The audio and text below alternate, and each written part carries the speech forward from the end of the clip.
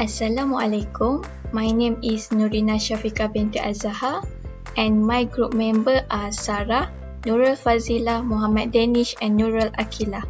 We are from Section 2, Group 8, are going to present about trends in money supply, household and corporate debt.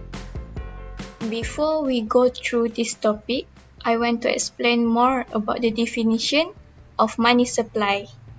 In general, money supply is the total stock of money circulating in an economy. The circulating money involves the currency, printed notes, money in the deposit accounts, and in the form of other liquid assets. M1, M2, and M3 are all part of money supply. The narrowest definition of money supply is called M1, and it consists of two components such as currency or ringgit in circulation and demand or current account deposit in the banks. For most central banks, M1 always include money in circulation and readily cashable instrument, but there are slightly variation on the definition across the world. For instance, M1 in the Eurozone also includes overnight deposit. Overnight deposit means deposit with next day maturity. While in Australia, it includes current deposit from the private non-bank sector, and in the United Kingdom, however, does not use M1 class of money supply any longer. Its primary measure is M4 or broad money, which also known as the money supply. M2 includes all the elements of M1 as well as near money. Near money refers to the saving deposits, money market securities, mutual funds, and other time deposit. These assets are less liquid than M1 and not as suitable as exchange medium, but they can be quickly converted into cash or checking deposits. While M3 includes M2 as well as large time deposits, institutional money market funds, short-term repurchase agreements, and larger liquid funds. M3 is closely associated with larger financial institutions and corporations than with small businesses and individuals. Next, relationship between money supply and interest rate.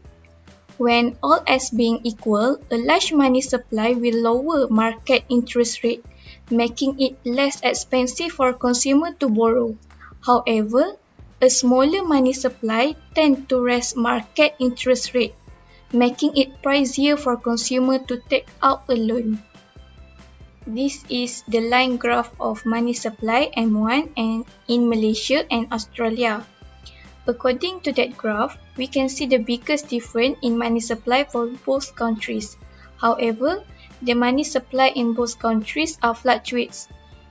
In economy, increasing money growth can affect aggregate demand in the short run, while in the long run, a high rate of growth in the money supply leads to inflation. As a result, the average rate of growth in the money supply should be slow if inflation develops in the expansionary phase. If growing the money supply more rapidly during the recession lowers interest rate and increase investment spending, the slower growth of money during expansion raises interest rate and reduces investment spending and aggregate demand. When one combines the effect on both recession and recoveries, monetary policy reduces the swing in economic activity and it stabilizes the economy. Hi, my name is Nurul Aqilah Binti Remli. I will present for my part, which is causes of the fluctuation. Currency fluctuation are a natural outcome of floating exchange rates, which is the norm of most major economies. Numerous factors influence exchange rate, including a country's economic performance, the outlook of inflation, interest rate differential, capital flow, and so on. A currency exchange rate is typically determined by the strength and weakness of underlying economy. As such, a currency's value can fluctuate from one moment to the next. Currency fluctuation on the economy can impact merchandise trade, economic growth, capital flow, inflation, and the interest rate. Next, moving on to the interest rate. The definition of the interest rate is the cost of borrowing money, or on the other side of the coin, it is the compensation for the service and the risk of lending money. In both cases, it keeps the economy moving by encouraging people to borrow, to lend, and to spend. But prevailing interest rates are always changing, and the different types of loan offer different rates. Furthermore, I want to explain how interest rates are determined. The first one is supply and demand. Interest rate level are a factor of the supply and demand of credit. An increase in the demand for money or credit will raise interest rate, while a decrease in the demand for credit will decrease them. Conversely, an increase in the supply of credit will reduce interest rate, while a decrease in the supply of credit will increase them. Second is inflation. Inflation will also affect interest rate levels.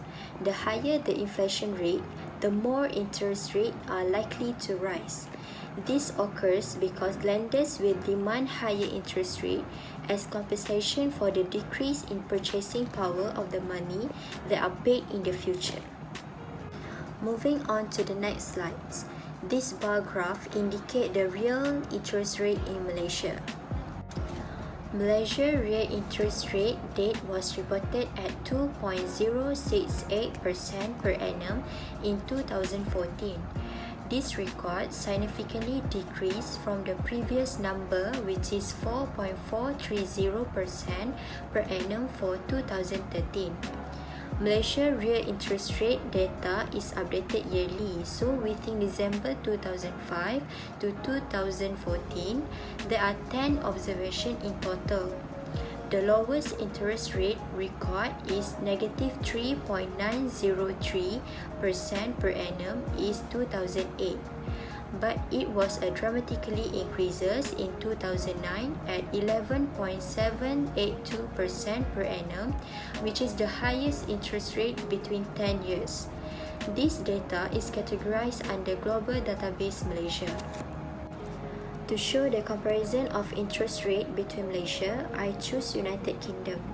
In United Kingdom, the real interest rate data was reported at negative 1.195% per annum in 2014. This record slightly increased from the previous number of negative 1.378% per annum for 2013. United Kingdom real interest rate data is updated yearly, also same as Malaysia. From December 2005 to December 2014, there are 10 observations. The date reached an all-time high of 2.855% per annum in 2007 and a record low of negative 1.481% per annum in 2011. The data is categorized under Global Database United Kingdom. Real interest rate is the lending interest rate adjusted for inflation as measured by the GDP deflator. The terms and conditions attached to lending rates differ by countries. Hi, Assalamualaikum warahmatullahi wabarakatuh. My name is Ishak and I will be presenting about level of household.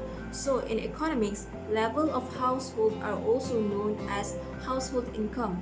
Household income is the combined gross income of all members of a household who are 15 years or older. Individuals do not have to be related in any way to be considered as the same household. So there are two types of household income, which is median household and also average household. Median household income is the income amount that divides a population into two equal groups, half having an income above the amount and half having an income below the amount. On the other hand, average household income is the total income of all households combined was equally distributed among all households.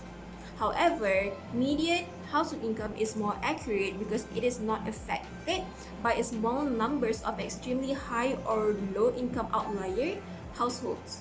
Next, I will talk about the average and median household income in Malaysia between the year 2014 and 2016. So, the average monthly household income for Malaysian has increased from RM6,141 ringgit in 2014 to RM6,958 ringgit in 2016, an increase of 6.2% in nominal value.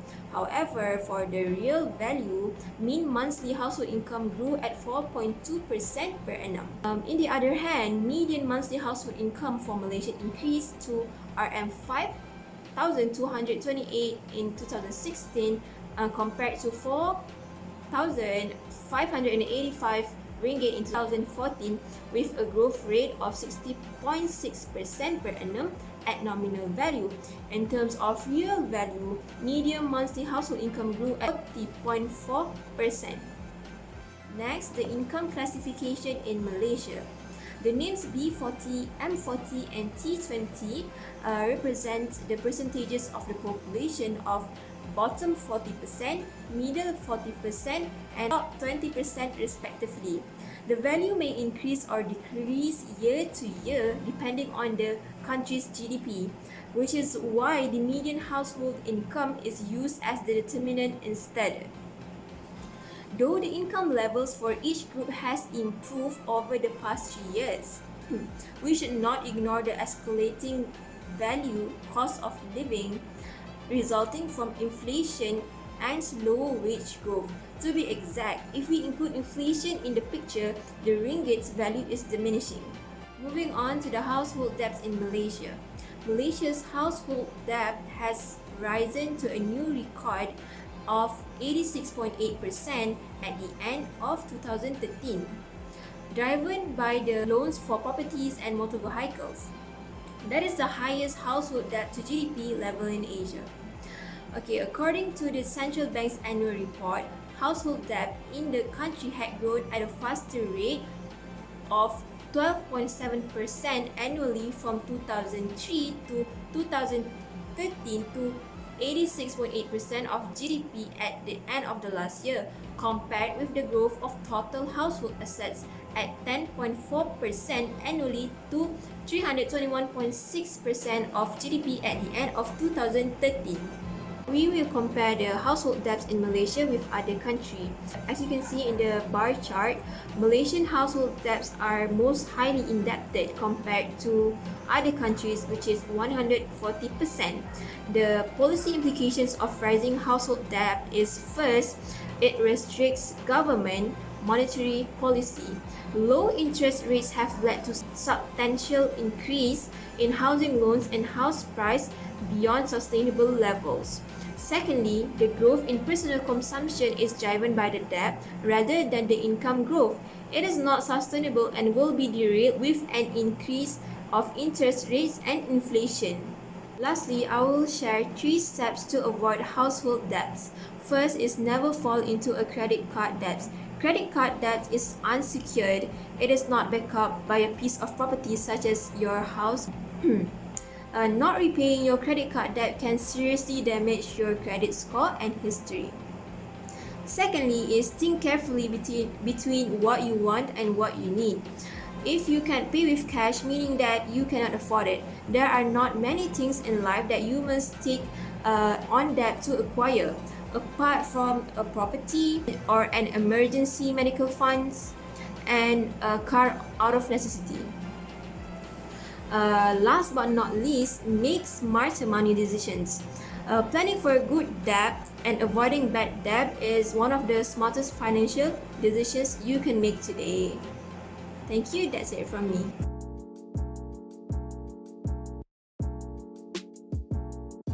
Hi, my name is Fadzilah Binti Mohd Nasir. Today I'm going to talk about corporate debt. Corporate debt is companies' liabilities in order to raise its working capital requirements and long-term investment.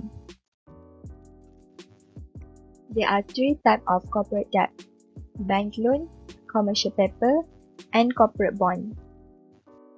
Bank loan can be divided into 2, which is bilateral loan and syndicated loan. Bilateral loan is a loan offered to a company by a single financial institution. while the syndicated loan is a loan offered to a company by a group of lenders and is structured and arranged by commercial banks. Commercial paper refer to the short-term unsecured promissory note issued by companies in the public market. Corporate bond is a type of debt security issued by company or corporations to the investor. An investor who buys a corporate bond is basically lending money to the corporation in return for the interest payment. Corporate bond can be classified into three types according to the maturity date. The first type is the short term. The bonds are set to mature in 3 years or less. The second type is the medium term. The term on this bond is 4 to 10 years. The last type is the long term. Bond with term of more than 10 years. It offers higher interest rate as compared to the short-term and medium-term bond. There are two types of corporate bond according to the credit rating. The first type is investment grade. This type of corporate bond is issued by companies that are more likely to pay on time. The second type is the non-investment grade, also known as high yield or speculative bonds. It usually offers higher interest rate due to greater risk. Corporate bond can be divided into 4 types based on the interest payment. The first type is the fixed rate. Investor will receive the same amount of payment each month. The second type is the floating rate. The payment will be reset periodically every 6 months based on the prevailing interest rate. The third type is the zero coupon bonds. It withholds interest payments until maturity. The last type is the convertible bonds. It is a bond that can be converted to shares of stock. There are several risks of corporate bonds. Among them are credit or default risk, interest rate risk, inflation risk, liquidity risk, and call risk. Corporate debt in Malaysia. As of June 2020, the outstanding amount of Malaysian bonds is at 1.39 billion. Corporate bonds make up 24% of the outstanding amount. The pie chart shows the breakdown by bond classes. This bar chart shows the outstanding amount by principal and bond classes.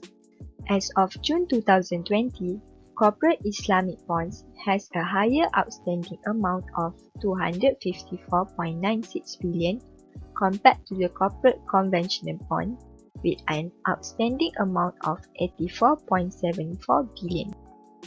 Corporate debt in other countries.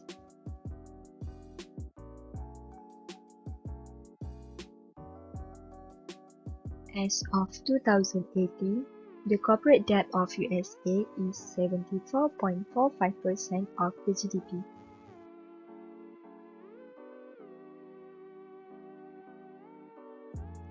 Australia corporate debt to GDP ratio is 74.7%.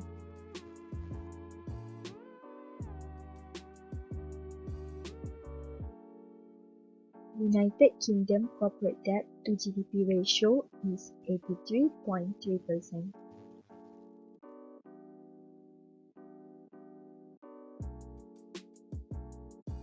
Korea corporate debt to GDP ratio is 101.2%. This shows the effect of the Asian financial crisis that happened in 1997 are perfectly visible.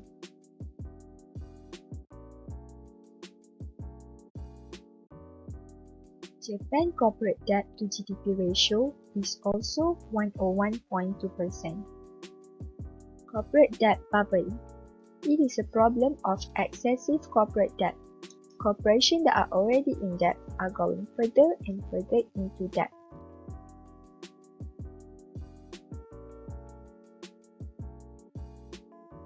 Based on the graph, the total of US non-financial corporate debt hit the record of more than 46% of the GDP as of 2018. Assalamualaikum, my name is Muhammad Danish bin Helmee, matric number 2011237. I'm going to discuss about relevant issues of this topic. The question is, how can central banks increase money supply? The Central Bank of Malaysia is Bank Negara Malaysia, or in short, BNM. Its main aim is to issue currency, act as a banker or advisor to the government of Malaysia, and regulate the financial institutions, the credit system, and monetary policy of the country. The mechanisms used by central banks to raise or decrease the amount of money in the banking system are called monetary policy. First policy is reduce interest rate. The central banks can adjust their money supply by changing short-term interest rates. By lowering the discount rate that banks pay for short-term loans from the central bank, BNM will effectively increase the liquidity of the money. Lower interest rates minimize borrowing costs. Consumers will also see cheaper mortgage payments, leading to higher disposable incomes. But interest rate cuts boost inflation, so BNM must be careful not to lower interest rates too much for too long. For example, in the period following the 2008 economic crisis, the European Central Bank stayed at zero or below zero interest rate for too long, negatively impacting their economies and their ability to develop in a healthy way. While no nation was buried in an economic crisis, many found it as a blueprint of what was not to be done during a major economic downturn. The second policy is by printing more money. This approach is carried out by BNM, but it will be dictated by the government. For example, in the 2000s in Zimbabwe, the government printed more money to pay salaries. The third policy is by buying government securities. BNM can affect the money supply by conducting open market operations, which affects the federal funds rate. In open operations, BNM buys and sells government securities in the open market. The central bank pays investors holding bonds. If BNM buy government securities or corporate bonds, people who are holding the bonds have more money to spend. Therefore, in certain circumstances, this can lead to an increase in the overall money supply. And the final policy is by lowering reserve requirements. BNM can affect the money supply by changing the reserve requirements, which usually apply to the amount of funds that banks must maintain against deposits in banks' account. By lowering the reserve requirements, banks are able to loan more money, which increases the total availability of money in the economy. Although monetary policy has many advantages, but there must be some disadvantages. And the first one is monetary policy does not guarantee economic recovery. Economists who criticize the enforcement of monetary policy claim that during recessions, not all customers will have the courage to spend and take advantage of low interest rates, making it as a drawback. The second disadvantage is monetary policy is not that useful during global recessions. Expansionary monetary policy advocates claim that even if banks reduce interest rates for customers to spend more money during a global recession, the export sector will suffer. If this is the case, export losses would be more than commercial organizations would be able to make from their profits. And the third disadvantage is monetary policy can take time to be implemented. With things expected to be done immediately in the modern days, monetary implementation will definitely take time. Unlike other forms of policy such as fiscal policy, which can help drive more capital into the economy quicker. Experts claim that changes to monetary policy will take years before they begin to take effect and make changes felt, particularly when it comes to inflation. And the last disadvantage is monetary policy could discourage businesses to expand. With this strategy, interest rates will still rise, making firms unable to increase their operations, resulting in less production and consequently higher prices.